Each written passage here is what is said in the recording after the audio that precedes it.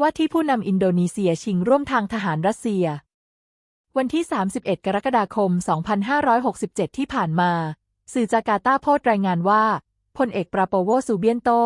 รัฐมนตรีกระทรวงกลาโหมอินโดนีเซียเขาเพิ่งชนะการเลือกตั้งและมีกำหนดเข้ารับตำแหน่งประธานาธิบดีคนใหม่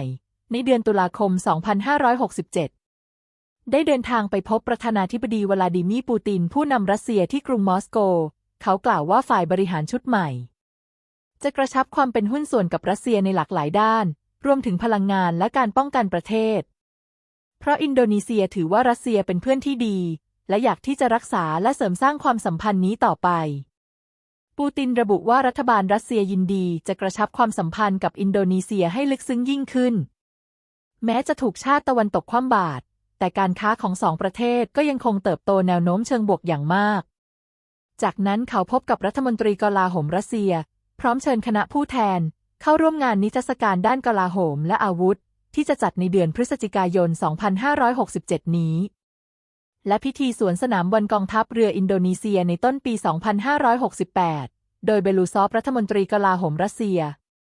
ให้คำมั่นว่าจะส่งกองทหารทางเรือเข้าร่วมด้วยจากประวัติอินโดนีเซียเคยเป็นอาณานิคมของเนเธอร์แลนด์ปี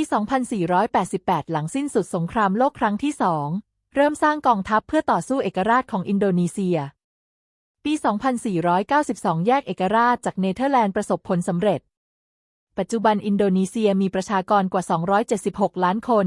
จัดเป็นประเทศที่มีชาวมุสลิมมากที่สุดในโลกและมีประชากรมากที่สุดในกลุ่มอาเซียนข้อมูลปี 2566 มีชายอายุระหว่าง 16 ถึง 49 ปีราว 75 ล้านคนและราว 4.5 ล้านคนที่เหมาะสมกับการเป็นทหารทุกปีโดยมีทหารทุกเหล่าทัพรวมกว่า 415,500 นายประธานาธิบดีอินโดนีเซียจะควบตำแหน่งเป็นผู้บัญชาการทหารสูงสุดไปด้วยโดยอัตโนมัติกองทัพประกอบด้วยกองทัพบกมีกำลังพลมากที่สุดราว 36,500 นายกองทัพเรือราว 74,000 นายกองทัพอากาศราว 35,000 นายประจำการเครื่องบินราว 202 ลำโดยมีทั้งผลิตจากรัสเซียเช่นรุ่นซู 27 ซู 30 จากสหรัฐรุ่น F-16 Fighting Falcon เฮลิคอปเตอร์ฮอคจากเกาหลีใต้เครื่องบินโจมตีรุ่น KAIT 50 Golden Eagle และบราซิลเครื่องบินปีกหมุนรุ่น EMB 314 Super Tucanos ปรัชญาการทหารของอินโดนีเซียคือการป้องกันหมู่เกาะงบประมาณทางทหารปี 2567 ราว 341,500 ล้านบาทปี 2568 ตั้งงบ 350,000 ล้านบาทคิดเป็น 1.5-2% ของ GDP ประเมินว่าก่อนหน้าที่จะไปพบผู้นำรัสเซียว่าที่ผู้นำอินโดนีเซียได้เดินสายพบผู้นำจีนญี่ปุ่นเซอร์เบียตุรกีและฝรั่งเศสเพิ่มความร่วมมือในประเด็นต่างๆรวมถึงความมั่นคงของชาติว่าที่รัฐบาลชุดใหม่พยายามยืนยันนโยบายต่างประเทศที่เป็นอิสระเป็นกลางและกระตือรือร้นปรับตัวให้สอดคล้องกับประเทศกำลังพัฒนาทั่วโลกแสดงเจตนารมณ์ที่จะสร้างสมดุลทางการทูตและส่งเสริมความสัมพันธ์กับประเทศต่างๆที่สร้างผลประโยชน์สูงสุดของชาติว่าที่ผู้นำอินโดนีเซียคนใหม่เป็นอดีตนายทหารใหญ่เขาจึงมีความเข้าใจลึกซึ้งในการจัดระเบียบโลกใหม่หลายขั้วโดยเฉพาะทางด้านการทหารและเศรษฐกิจที่จะต้องไปด้วยกันไม่สามารถละเลยด้านความมั่นคงได้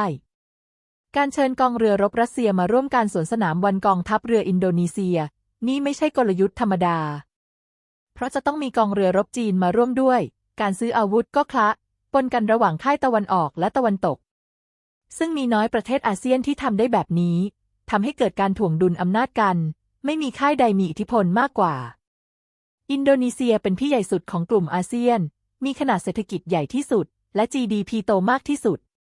ผู้นำคนใหม่รายนี้มีทิศทางใช้พลังงานราคาถูกจากรัสเซียนำมาให้ชาวอินโดนีเซียค่าครองชีพจะต่ำการรู้จักถ่วงดุลทางทหารในยามที่มหาอำนาจแข่งขันกันจะทำให้มีความมั่นคงสูงมีทิศทางลดการพึ่งพิงดอลลาร์จะลดความเสี่ยงและนำไปสู่ความเจริญทางเศรษฐกิจด้วยนั่นเองโปรดกดปุ่มติดตามไว้แจ้งเตือนตอนต่อไปหรือกดแชร์ไว้ดูภายหลัง